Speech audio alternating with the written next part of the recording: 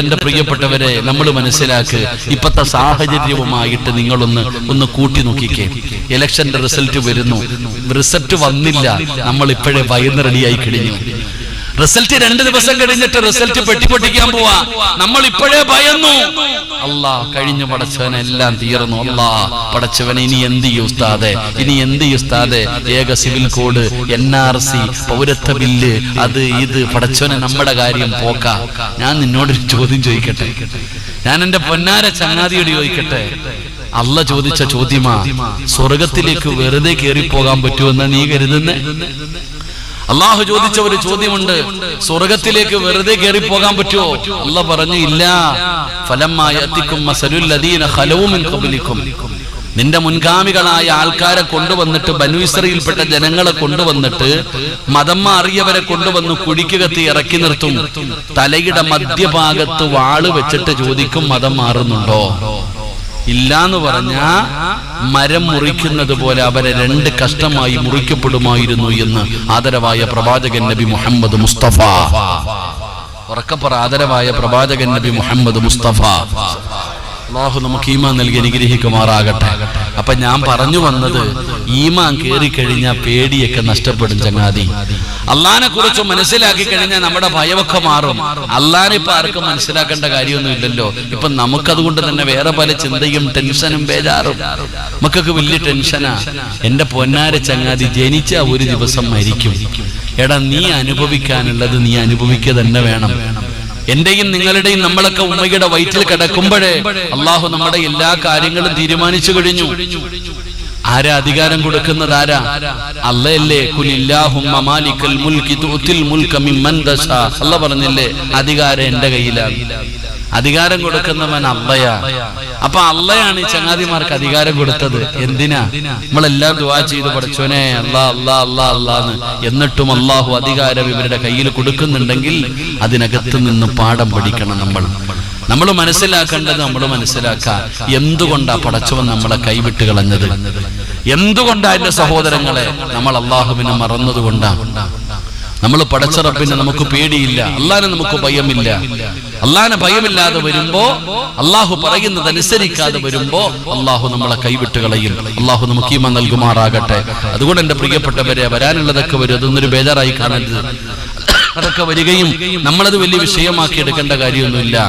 ഈമാൻ അത് നിലനിർത്താനുള്ള വലിയ കഷ്ടപ്പാടാ. വലിയ പരീക്ഷണം വരാൻ പോവുകയാ, വലിയ പരീക്ഷണം വരാൻ പോവുകയാ. ഇതൊക്കെ അള്ളാന്റെ ഖുർആൻ നേരത്തെ പറഞ്ഞതാ. എത്ര ആയത്തുകൾ നബി സല്ലല്ലാഹു അലൈഹി വസല്ലം തങ്ങൾ, എത്രയോ ഹദീസുകൾ നമുക്ക് പഠിപ്പിച്ചു തന്നു. അല്ലാഹുവിന്റെ പരിശുദ്ധമായ ഖുർആൻ തന്നെ പറയുകയാണ്, വലനബുലുവന്നകും ബിശൈഇൻ മിനൽ ഖൗഫി വൽ വനഖസിം മിനൽ അംവാലി വൽ അൻഫുസി വസ്സമറാത്ത്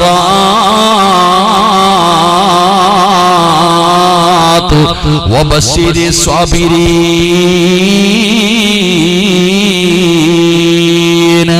الذين إذا أصابتهم مصيبة قالوا إنا لله وإنا إليه راجعون. അല്ലാഹു ഖുർആനിൽ പറഞ്ഞിട്ടുണ്ട്, അല്ലാഹു തന്റെ അടിമകളെ പരീക്ഷിക്കും. അല്ലാഹു തന്റെ അടിമകളെ പരീക്ഷിക്കും. വലനബുലുവന്നകും ബിശൈഇൻ മിനൽ ഖൗഫ്, അല്ലാഹു ഭയം തന്നു പരീക്ഷിക്കും. അല്ലാഹു തന്റെ അടിമകൾക്ക് ഭയം കൊടുത്തിട്ട് പരീക്ഷിക്കും. ഫലസ്തീനിലേക്ക് നോക്ക്, എന്തെല്ലാം ചെയ്തിട്ടും വല്ല മാറ്റം ഉണ്ടോ ചങ്ങാതിമാർക്ക്? അവിടത്തെ കുട്ടികളൊക്കെ കണ്ടില്ലേ, ഇപ്പം അങ്ങ് ഒറ്റ 24 മണിക്കൂർ കൊണ്ട് ഈ നാട് ഒന്നുമില്ലാതാക്കൂന്ന് പറഞ്ഞിട്ട് മാസം കുറെ ആയില്ല ചങ്ങാതി. അള്ളാഹു മരിച്ചവർക്ക് ഷഹീദിന്റെ കൂലി കൊടുക്കുമാറാകട്ടെ. ആമീൻ പറ. അള്ളാഹു ഷഹീദിന്റെ കൂലി കൊടുക്കുമാറാകട്ടെ. അള്ളാഹു അവർക്ക് സമാധാനം കൊടുത്ത് അനുഗ്രഹിക്കുമാറാകട്ടെ.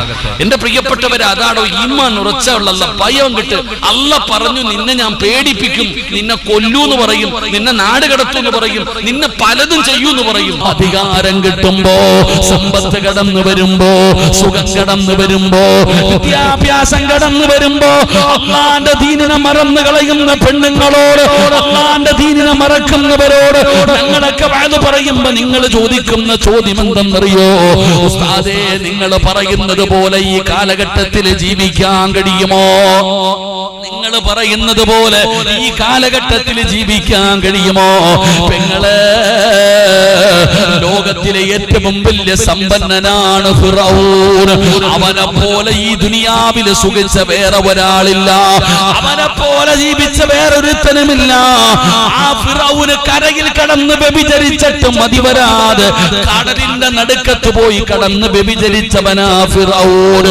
ആ ഫിറഔനിന്റെ കൊട്ടാരത്തിലാണ് അല്ലാഹ് എന്ന് പറഞ്ഞ തലവെട്ടുന്നവന്റെ വീടിനകത്ത്, അവന്റെ ബെഡ്റൂമിനകത്ത് അല്ലാഹനെ അനുസരിച്ച് ജീവിച്ചവളാ ആസിയ.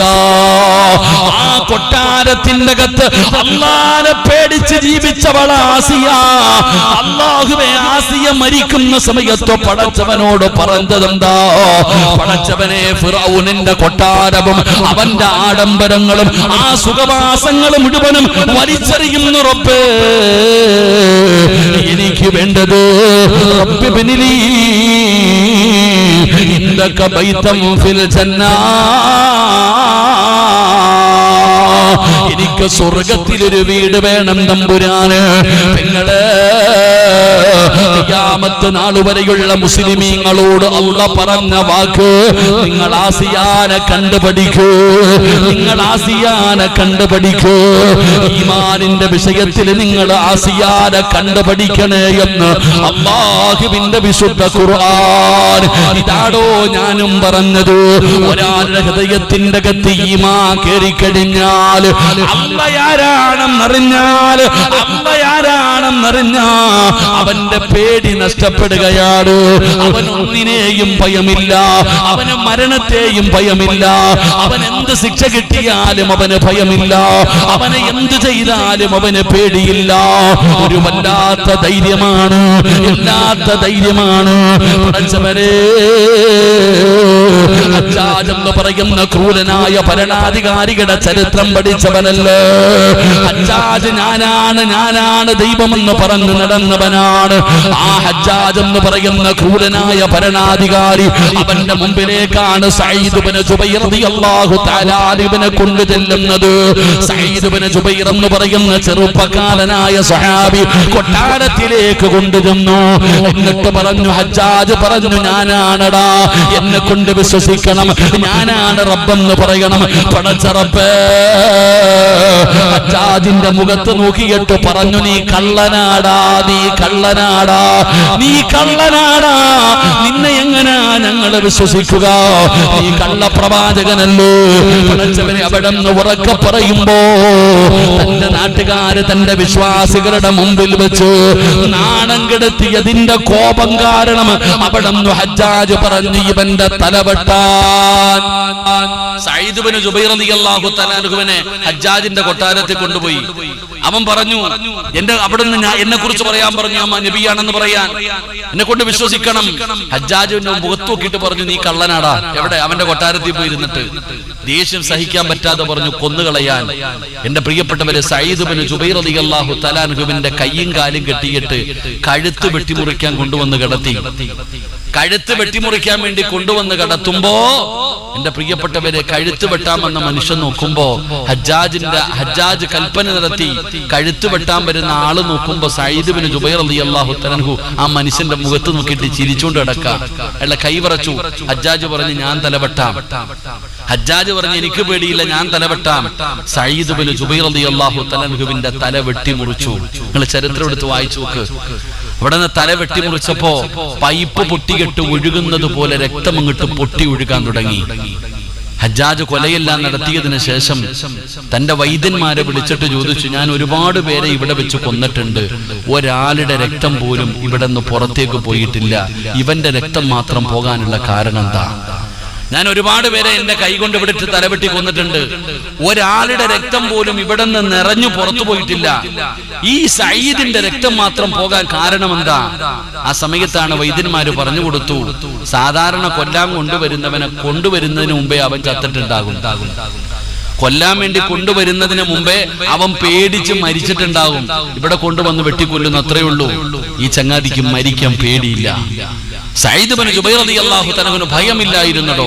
ഇവിടെ ഒരാളുടെ ഹൃദയത്തിന്റെ അകത്ത് ഈമാൻ കേറിയാൽ അവനുണ്ടാകുന്ന ഒന്നാമത്തെ നേട്ടം അവന്റെ ഭയം നഷ്ടപ്പെടും. അല്ലാഹു നമുക്ക് ഈമാൻ നൽകുമാറാകട്ടെ.